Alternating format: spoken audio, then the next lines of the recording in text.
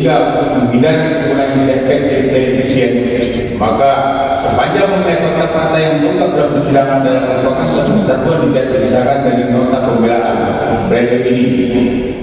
Untuk itu hanya akan mengungkap hal-hal yang sangat esensial dari fakta-fakta yang terungkap dalam persidangan pada pokoknya adalah sebagai berikut. A. Transaksi. Saksi Madi Sugita di bawah sumpah menerangkan mendapat informasi yang mencurigakan juga paket barang terlarang tanggal 9 Desember 2003. Paket dikirim sore dan personil menerima sekitar 6 bit.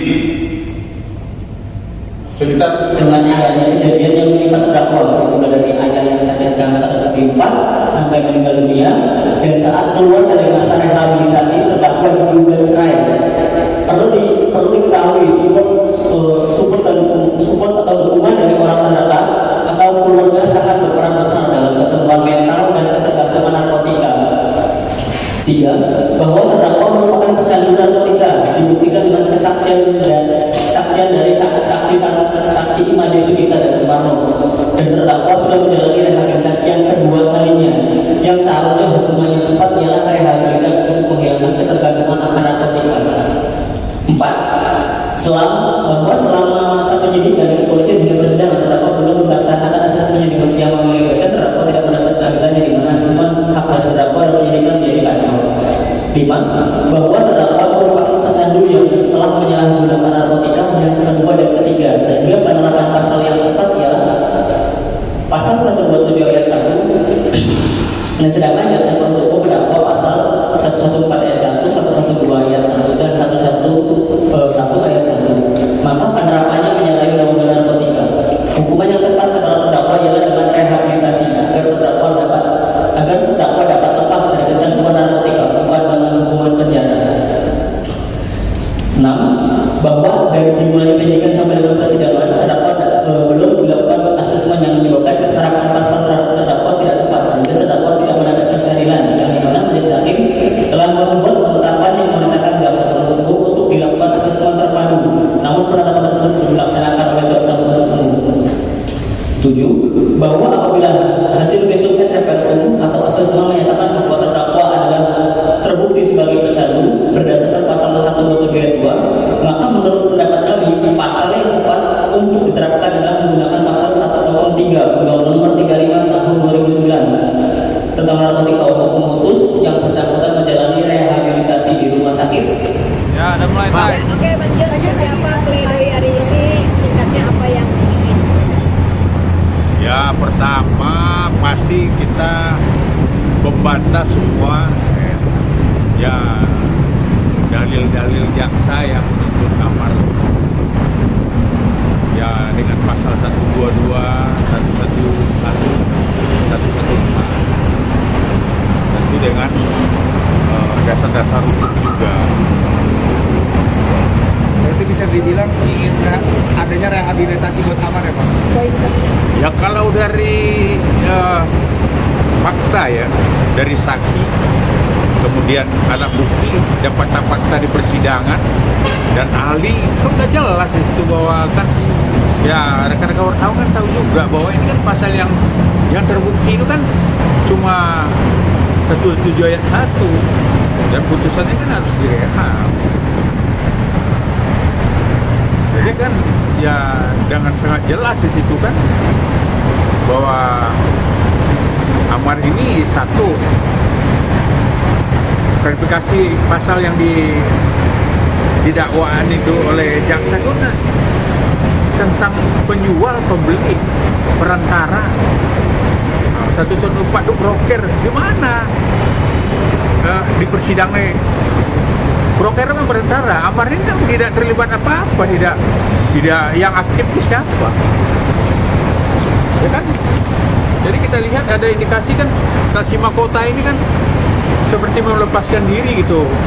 Perbuatan dia yang besar itu yang dalang dari semua perbuatan ini kan mau ditimpang ke Amar, kan lucu ya hukum ini kan. Ini kan kita bantah dalam pledoi kita tadi.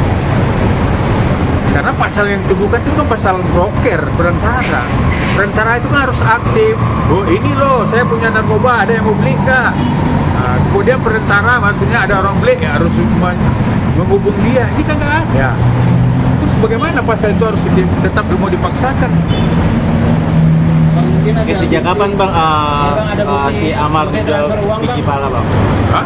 Sejak kapan Amar menjual biji pala? Bisnis biji pala? Ya, itu kan pengajuan dari Akri. Amar tidak pernah jual biji pala. Ya bisa aja kan duit itu dikasih Amar, dia pergunakan untuk bisnis lain, kan bisa aja terjadi. Karena kan Amar tidak melihat bisnis itu. Sama dengan orang nih, orang datang minjam duit sama Pak John, saya nih mau bisnis cendol. Tiba-tiba dia mau beli narkoba, terus saya harus terjawab, ya enggak lah. Bang, ada bukti tertulis nggak bang soal pinjaman uang itu buat apa? Dari pengakuan Amar. Ya kalau tertulis ya nggak ada, sama aja sekarang dengan bukti transfer itu ada tertulis nggak? Dibuktikan jaksa bahwa Amar ini mentransfer uang bunyi situ untuk ya narkoba, sedang harus dipahami juga kan buku tabung aja nggak ada disita. Terus bagaimana bisa membuktikannya dia terlibat dalam melalui mentransfer ke Akri? Kalau di Amar di persidangan sedikit menangis nih. Hah? Di Amar di persidangan boleh menangis. Ya pastilah menangis ya, siapa lah, ini 12 tahun loh, bunyinya seram loh. 12 tahun tuh lama loh. Kalau saya ini punya anak udah bisa punya cucu dong kalau 12 tahun orang. Ini kan juga lucu juga kan, pancam hukumnya begitu besarnya terhadap Amar. Sedangkan ya pemain utamanya di sini malah 10 tahun. Ini yang kita ungkapkan tadi di persidangan dalam pledoi. Ya bang, ini kenapa Bang Amar tadi tidak membacakan pledoinya sendiri untuk hati nurani kamu, tapi kenapa melakukan kepada kuasa hukum? Apakah karena dia nggak siap mental untuk? Ya menurut saya satu ya mungkin dia ya daripada mungkin dia sedih menangis, ya nanti kan malah menjadi sidangnya menjadi lama lagi. Kan udah diwakili penasihat hukum itu dengan kalau pengacara itu kan namanya lawyer pasti bicara kan ada alat buktinya, ada undang-undangnya. Beda dengan Amar, mungkin dia kan lebih pasti kan dengan perasaannya. Artinya dia merasa tertekan banget ya dengan tuntutan ini sampai nggak buat membacakan pledoinya. Dia tertekan dan dia stres lah, makin stres dia lah. Itu udah pasti lah, semua orang itu akan terjadi. Kalau pledoinya akan diterima bang? Ya saya yakin memang pledoi ini ya akan dipertimbangkan betul-betul oleh majelis hakim.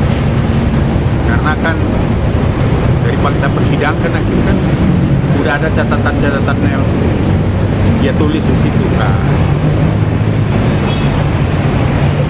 Apakah Iris Bella sudah dikasih tahu kan terkait tuntutan? Ya nggak dikasih tahu, pasti tahu lah kan. Media kan lebih sekarang orang Amerika udah tahu sekarang, apalagi orang masih di Jakarta. Untuk sidang putusan kapan bang? Putusan ya besok 30 tanggapan dari jaksa. Bang John, mungkin update sedikit soal tadi kan ada pernyataan soal psikisnya Amar ya, mungkin sejauh ini seperti apa sih update Dengan penampilannya dia sendiri kayaknya masih penanganannya psikis Amar sendiri? Ya kan sebenarnya kan kalau kenapa Amar ini kita minta asesmen itu kan ya faktor itu yang kita harus ungkapkan kan gitu. Mungkin faktornya apa aja Bang? Mungkin Faktornya apa aja? Faktornya apa aja? Ya faktor satu kan pasti kan akibat dari pemakaian narkoba ini kan udah ada di asesmen ke satu. Yang kedua kan bahwa Amar ini kan ya pasti ada sakitnya kan, sakit kecanduan. Itu kan masuk juga dalam pertimbangan kita bahwa Amar ini kan ya ada alasan pemaaf juga untuk dia melakukan suatu tindakan yang mungkin yang di luar kepengetahuan dia. Pak Amar juga depresi bang karena tidak lama tidak dikunjungi oleh mantan istri dan anak-anak bang. Ya kalau itu saya nggak nyampe ke itulah. Saya nggak pernah mungkin masalah pribadi. Yang pernah. Apakah dia sudah memerlukan pendampingan psikolog apa itu untuk buat dia semakin sadar? Nah itulah kita itu asesmen itu kan nanti itu yang akan keluar. Asesmen itu kan ada 3 yang akan diperiksa itu. 1 psikiaternya, 2 psikolognya, ketiga masalah aturan hukumnya. Jadi itu sangat penting. Kenapa kita memang kan undang-undang narkotika ini kan lex specialis. Jadi untuk itu semua diukur, untuk menghukum orang itu kan akan diukur tentang penyakitnya sampai di mana, kemudian psikologinya sampai di mana, kemudian juga pelanggaran hukumnya ya bagaimana sampai di mana juga. Jadi itu pentingnya asesmen itu.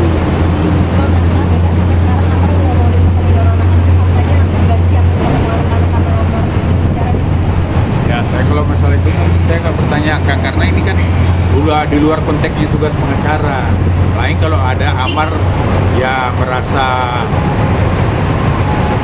ya mungkin ada hak-hak dia yang diperjuangkan, nah itu baru kita lakukan. Tapi sepanjang biasa-biasa aja, masa saya harus ikut campur langsung ke dalam-dalamnya? Nggak mungkin juga. Tapi dari pihak keluarga sendiri ada komunikasi nggak sih Bang, dengan abang terkait dengan Ya saya kan sibuk pekerjaan lain juga, jadi waktu saya untuk itu nggak ada juga.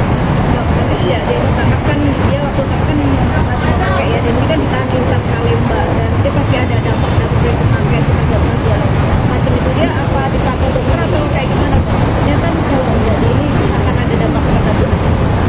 Ya kalau di sana kan lengkap ya. Di sana juga ya untuk panti rehabilitasi juga mereka punya juga kliniknya. Jadi asesmen ini kan nggak perlu juga ke BNN kan. Bisa aja BNN melaksanakannya di rutan. Di rutan sudah lengkap.